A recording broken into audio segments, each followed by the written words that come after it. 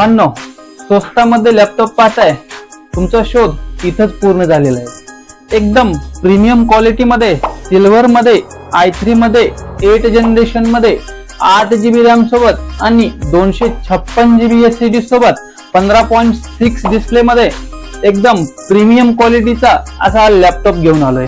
भावांनो, याची 13,000 रुपये फक्त किंमत आहे। 13,000 रुपयामध्ये तुम्हाला हा लॅपटॉप मिळणार आहे।